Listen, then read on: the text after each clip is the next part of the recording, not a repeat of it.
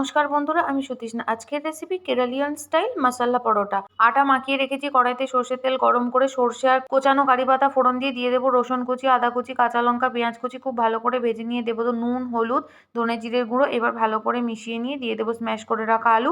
ভালো করে মিশিয়ে নিয়ে দিয়ে দেবো ভাজা মশলা। তৈরি হয়ে গেল পুর। এবার ঠান্ডা করে নেব। এবার আটা থেকে লেচি কেটে রুটির মতো বেলে নিয়ে একটা চামচ দিয়ে এক সাইডে কেটে 1 থেকে 1.5 চামচ পুর ভরে নিয়ে পরোটা শেপ দিয়ে নেব।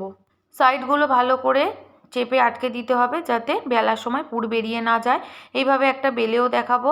তারপরে আরেকটা গোল পরোটা বানাবো, যেটার মধ্যে একটু বেলে নিয়ে আলুর পুর দিয়ে আবারও গোল করে নিয়ে আবারও বেলে নেব। হালকা করে চাপ দিয়ে বেলে নিতে হবে। তৈরি হয়ে গেল ত্রিকোণ পরোটা আর গোল পরোটা। এবার ভালো করে 2 পিঠ লাল করে সেঁকে নিয়ে ঘি ছড়িয়ে ভেজে নেব। এবার তুলে নেব। তারপর গোল পরোটাটাকেও সেমভাবে ভেজে নিলেই তৈরি হয়ে যাবে কেরালিয়ান স্টাইল মশলা পরোটা। রেসিপিটা ভালো লাগলে অবশ্যই লাইক, কমেন্ট, সাবস্ক্রাইব এবং শেয়ার করে পাশে থাকবেন।